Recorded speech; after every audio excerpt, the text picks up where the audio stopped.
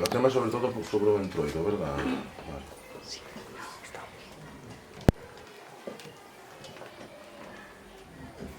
Ben, bo día, benvidos unha vez máis ao noso programa de radio de Boa Mañá. Estamos aquí no Colexio Julio Gurriarán e hoxe temos nos a visita de Ricardo, ao avó de, valga a redundancia, de Ricardo, do alumno de sexto A, que vai a respostar a unhas preguntas que lle van facer Sara e Ricardo sobre as tradicións culturais da nosa comarca, do noso país, e en concreto sobre o entroido.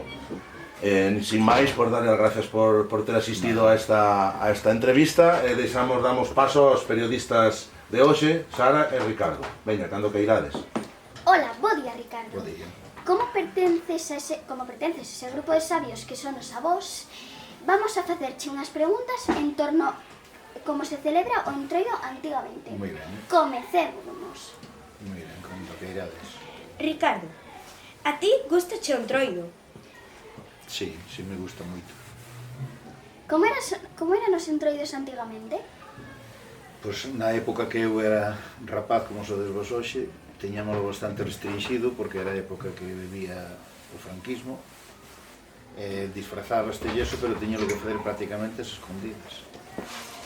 O facíamos prácticamente de noite, o que máis utilizábamos era vestuarios dos avós, caretas que facíamos nós, incluso algunhas de madeira, a cáscara de un árbol, con cartón. Utilizábamos tamén moito a fariña para botarlle as nenas. Recordas desde pequeno a celebración do entroido? Sí, desde sempre. Eu agora teño 65 anos e sempre recordo eso. Como vos disfrazabades no entroido? Pois é o que che dixen antes, non? Que aproveitábamos roupas que había dos avós ou sobre todo de xente maior. Era curioso que os nenos solíamos disfrazarnos de nenas e as nenas ao revés de nenos. E poñíamos as máscaras que tiñamos que facer nós porque tampouco había diñeiro para comprar, nin tampouco había venta por estas zonas, nada disso. Decorabades o pobo no entroido? Non. Decorábamoslo no sentido de que como andamos coa fariña de noite e tal, pois puñas as calles perdidas, pero vamos, non había outra decoración. Facíades as máscaras a man? Sí, con a navalla, os que máis inxeño tiñan, pois facían verdadeiras obras de arte. Con que materiais as facíades? Pois normalmente buscábamos o que é a cáscara do umeiro, que é un árbol que nace do lado dos ríos, porque se separaba moi ben da madeira, facíalas con eso e con cartón.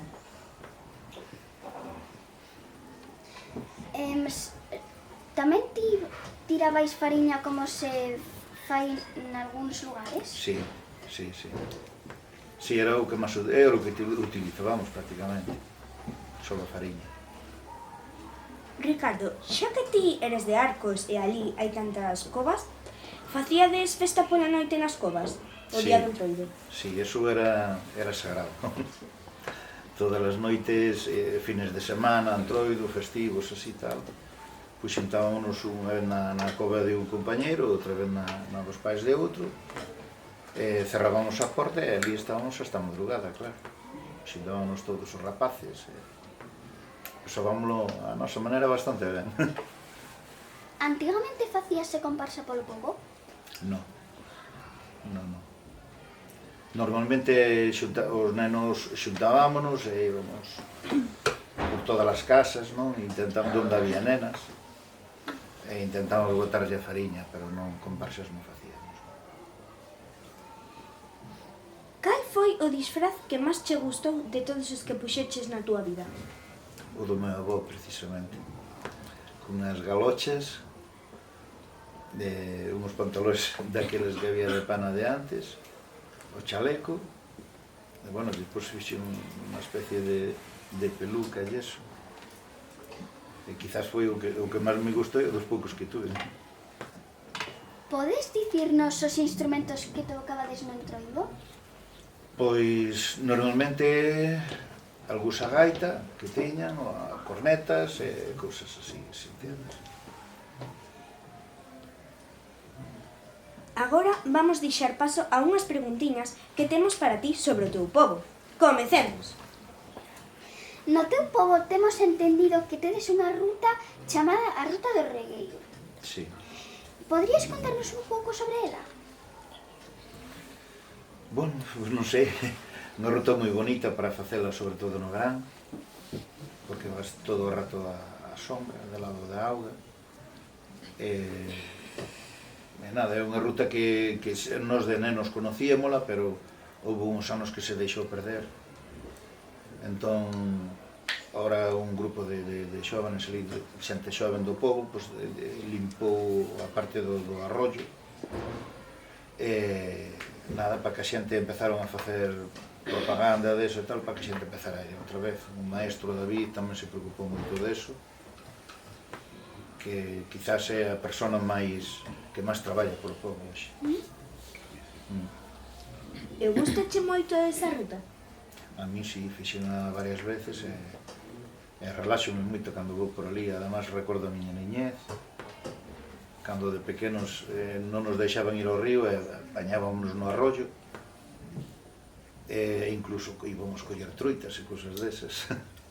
E sí que recordo con moito cariño, moita... Tamén temos oído que tiverades que trasladar a igrexa pedra a pedra. Podríades contarnos por que e como sucedeu? A iglesia estaba, según contan os antigos, porque eso xa foi no siglo XVIII, a finales do siglo XIX, perdón. Entón, o pobo estaba abaixo e a iglesia tiñan onde está hoxe o cementerio, cerca da Cova dos Mouros. Entonces os veciños decidiron trasladala para que lles quedara máis cerca e non ir ali a misa. Para que lles salira todo ben, numeraron as pedras, pedra por pedra, foron as colocando, e traballaban co ganado que tiñan, baixaban as pedras en carros, e fixeron a iglesia abaixo despois, claro, a base de traballo todos os veciños. Se me houberas dito, houberavos incluso as preguntas, un día que se vades por Arcos, preguntades por onde é o pintalabios das mulleres. Hai unha pedra moi curiosa unha pedra de Valdeorras, desas rojas. E as mulleres, esta gastada pedra, pois igual se mete como uns 4 ou 5 centímetros de meter o dedo e pintar os labios.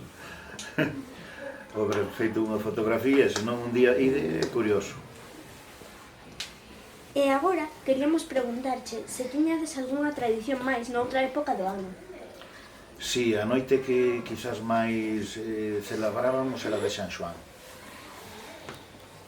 que se adornaba a plaza do pobo, colléndolle as macetas das flores que había por os balcóns e eso, os carros do ganado e todo eso, e despois adornábamos as plantas na plaza.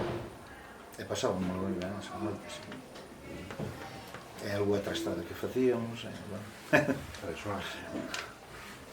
Daquela época, deciden. Pois, Ricardo, esta entrevista ha chegado ao seu fin. Espero que che pasaras tan ben como a nos escoitándote. Moitas grazas por o teu tempo explicándonos un pouquiño máis da historia do Entroido. Moitas grazas. Nada, gracias a vos por invitarme. Sinto non podervos alargar moito no tema do carnaval, pero por aquí, por o interior de Galicia, aunque se celebraba a escondidas, non ten o arraigo que ten na zona de Viana ou Verín, por eso, aquí era máis liviano, non era tan...